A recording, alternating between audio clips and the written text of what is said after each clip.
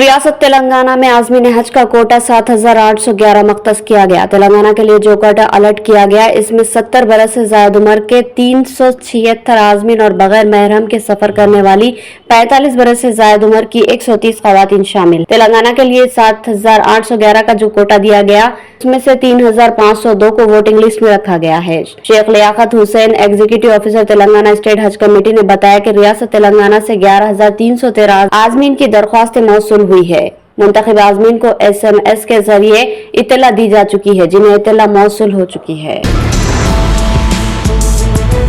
شری scheme کے لیے سفید راشن کارڈ کو لازمی قرار دینے کی شرط کو ختم کرنے کی چیف منسٹر ریونت ریڈی نے ہدایت دی۔ چیف منسٹر ریونت ریڈی نے ریاست میں ہر شہری کے لیے ڈیجیٹل ہیلتھ پروفائل تیار کرنے کا بھی حکم دیا۔ اس کے لیے ضروری اقدامات کرنے کے احکامات دیے۔ ڈیجیٹل پروفائل کارڈ کو ایک منفرد نمبر کے ساتھ لنک کرنے کی تجویز ہے۔ انہوں نے کہا کہ اس سے ہنگامی حالات میں مناسب علاج فراہم کیا جا سکے گا۔ چیف منسٹر نے اس ہیلتھ پروفائل کارڈ کے ساتھ آروگیہ شری کو جوڑنے کا بھی مشورہ دیا۔ چیف منسٹر ریونت ریڈی نے پیر کے روز سیکریٹریٹ میں محکمہ صحت و طب سے متعلق ایک اعلیٰ سطحی اجلاس میں یہ بات کہی۔ میونسپل کارپوریشن GHMC کے حدود میں تمام بھیڑ بکری اور مویشی ذبح کرنے والے اور بڑے گوشت کی دکانیں 30 جنوری کو مہاتما گاندھی کے برسی کے پیش نظر بند رہی۔ اس سلسلے میں GHMC کمشنر رونل راس نے GHMC کے دائرہ اختیار میں آنے والے تینوں پولیس کمشنریٹ سے درخواست کی تھی کہ وہ متعلقہ افسران کو ہدایت دے کہ وہ احکامات کی تعمیل میں میونسپل عملے کے ساتھ ضروری تعاون کرے۔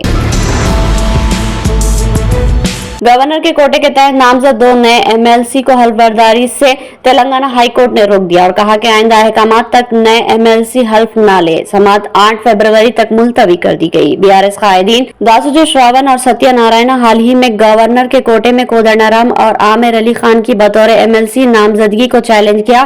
آج درخواست کی سماعت کرنے والی ہائی کورٹ نے کہا کہ انہیں حلف نہ دیا جائے۔ وہ 8 فروری کو دوبارہ دلائل سنیں گے۔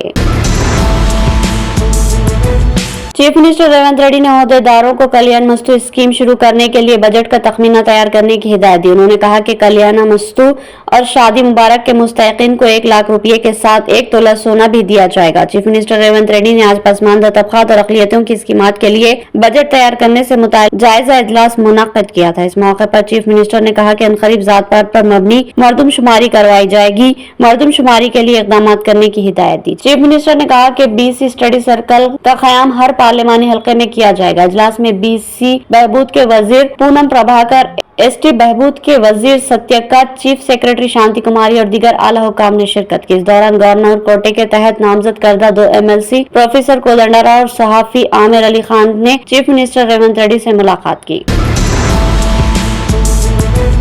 حیدرآباد میں ایک لڑکی منشیات کے ساتھ گرفتار۔ اسپیشل آپریشن ٹیم اور نارسنگی پولیس نے ایک لڑکی کو گرفتار کر لیا جو گوا سے حیدرآباد منشیات منتقل کر رہی تھی۔ پولیس کے مطابق لاونی نامی لڑکی کو نارسنگی علاقے میں باوسوق ذرائع کی اطلاع پر روک کر تلاشی لی گئی تو اس کے پاس سے 4 گرام MDMA نامی نشہ اور دوسری اشیاء برآمد ہوئی جس کو پولیس نے ضبط کر لیا۔ تحقیقات پر پتہ چلا کہ یہ لڑکی گوا سے منشیات لا کر شہر میں فروخت کر رہی تھی۔ لڑکی کے خلاف NDPS ایکٹ کے تحت مقدمہ درج کیا گیا اور اس کو گرفتار کر لیا گیا۔ 2 خاندان کے 5 افراد ایک خوفناک سڑک حادثے میں ہلاک ہو گئے۔ یہ حادثہ تلنگانہ کے مریال گوڑا کے قریب پیش آیا۔ مریال گوڑا کے Narketpally Addanki highway پر کرشن نگر بائی پاس پر تیز رفتار لاری نے کار کو پیچھے سے ٹکر مار دی۔ اس حادثے میں 5 افراد کی موقع پر ہی موت ہو گئی اور ایک شدید زخمی بتایا گیا۔ اطلاع ملنے پر پولیس نے موقع پر پہنچ کر امدادی کارروائی شروع کر دی اور نعشوں کو بغرض پوسٹ مارٹم ہاسپٹل منتقل کر دیا اور تحقیقات کر رہی ہے۔ چلتی ٹرین میں سوار ہونے کی کوشش میں ایک شخص ٹرین اور ریلوے پلیٹ فارم کے درمیان پھنس گیا۔ یہ واقعہ آج ریاست تلنگانہ کے وقار آباد ریلوے اسٹیشن میں پیش آیا۔ ایک مسافر ریلوے اسٹیشن میں داخل ہوا۔ اس نے دیکھا کہ ٹرین نکل چکی ہے۔ وہ دوڑتا ہوا چلتی ٹرین میں سوار ہونے کی کوشش کر رہا تھا کہ اچانک توازن کھو جانے کے نتیجے میں ٹرین اور پلیٹ فارم کے درمیان گر پڑا۔ کافی دور تک ٹرین اسے گھسیٹتی ہوئی لے گئی۔ اس کے بعد ٹرین کو روک دیا گیا۔ ریلوے پولیس نے تقریباً 2 گھنٹوں کی کوشش کے بعد پلیٹ فارم کو توڑ کر مسافر کو بحفاظت باہر نکالنے میں کامیابی حاصل کی اور اسے علاج کے لیے حیدرآباد کے گاندھی ہاسپٹل منتقل کر دیا۔ زخمی کی شناخت ستیش کے طور پر کی گئی۔